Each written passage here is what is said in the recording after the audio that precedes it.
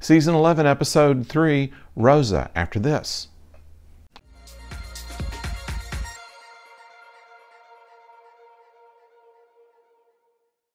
Hello out there, I'm the oldest nerd, and today we're going to talk about Season 11, Episode 3, Doctor Who, Rosa.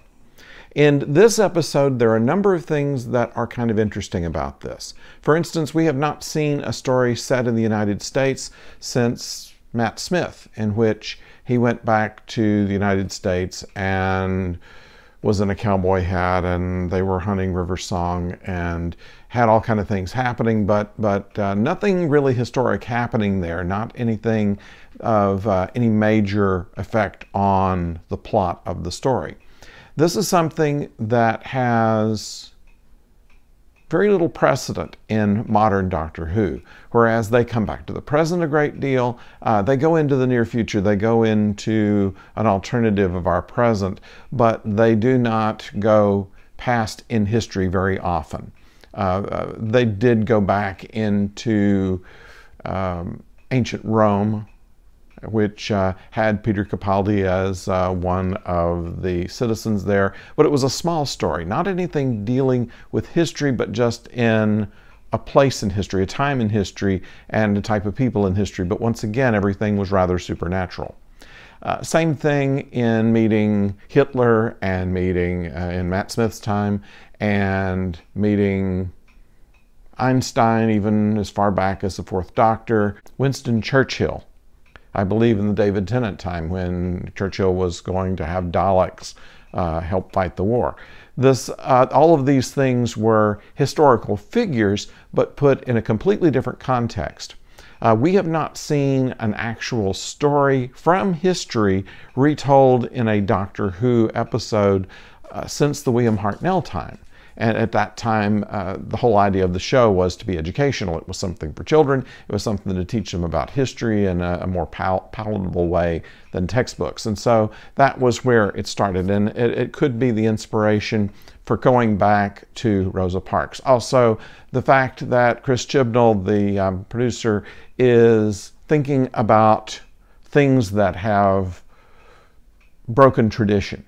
And certainly in a much smaller way, Jodie Whittaker breaks tradition by being the first woman doctor. We have a time back in 1955 when Rosa Parks broke tradition of the segregated sections of buses. Not that day, but it certainly led to the beginnings of the civil rights movement in the United States. So it's interesting that they take an actual historical time, not surprising considering how they want to shake up Doctor Who. They want to do it to where we're not just going to the fantastical future or a little bitty corner of the past in which something supernatural happens and being the main plot. And so this is interesting as far as that goes. We meet another time traveler, possibly from the 54th century like Captain Jack Harkness, because he has the same type of vortex manipulator, which is basically a wrist-worn time machine, which is proven from way back in Christopher Eccleston's Doctor Who. It is not quite as smooth, not quite as accurate, generally not as stylish as traveling in a TARDIS.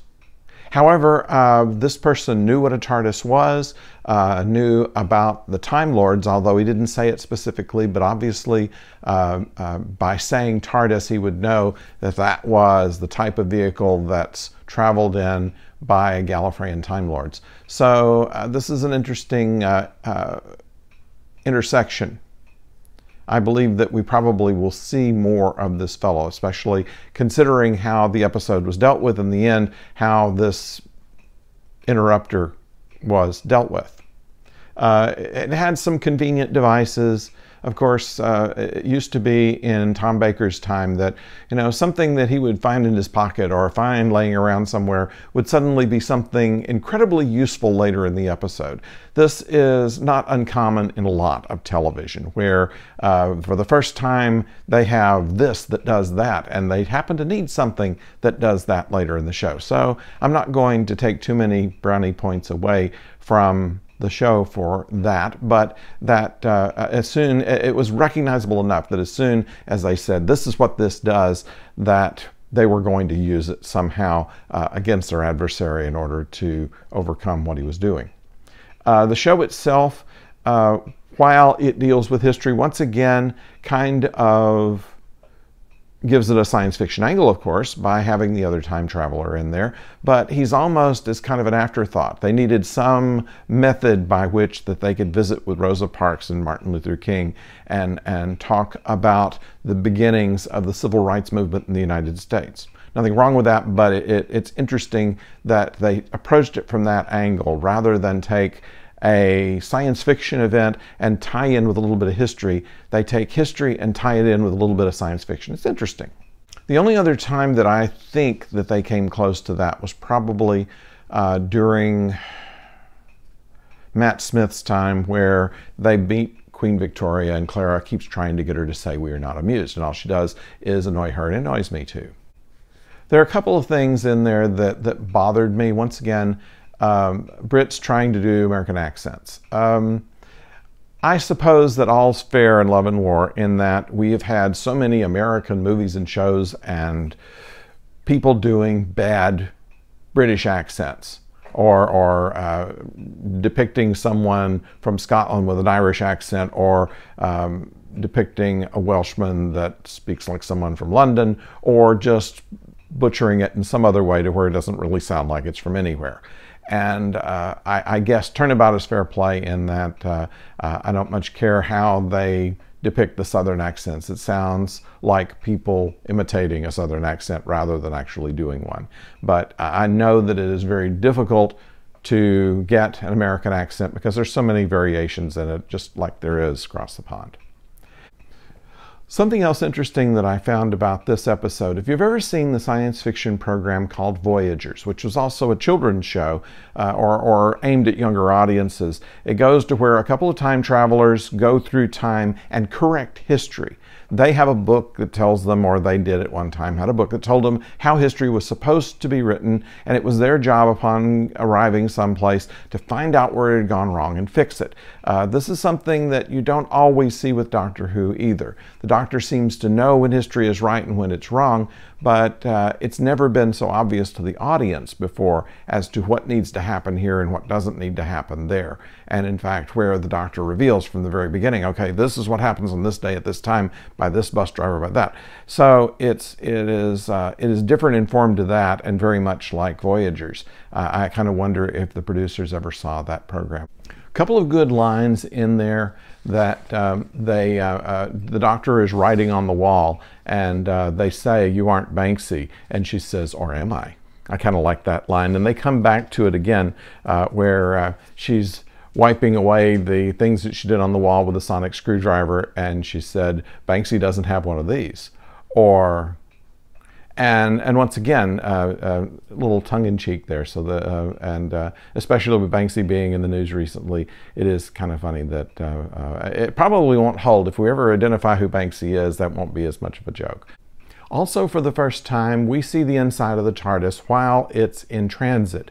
And something that one of our commenters said that they didn't like the way that the time rotor in the middle there was no time rotor, it was just a crystal sticking out of the console. But we find that the crystal actually does go up and down just like the time rotor has always had been, except instead of being something inside of plexiglass where you can see an inner mechanism work, you just see the crystal going up and down and flashing from dim to brighter.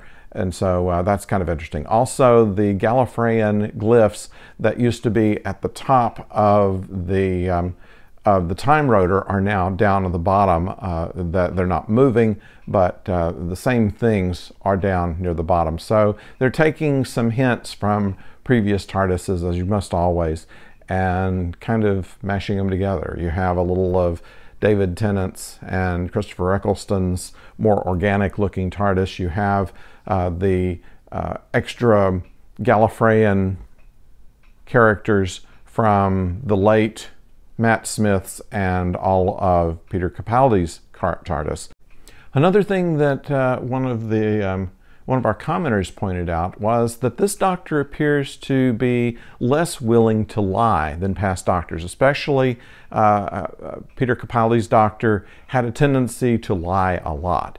And she seems to be much more honest. And when they go to the bus driver and say that you've won our contest and you're going to get a taxi and get on a plane and go see Frank Sinatra and he's paying for all of it and you get to meet Mr. Sinatra at the end, it wasn't just a ruse to get them out of the house and then be stuck at the airport somewhere.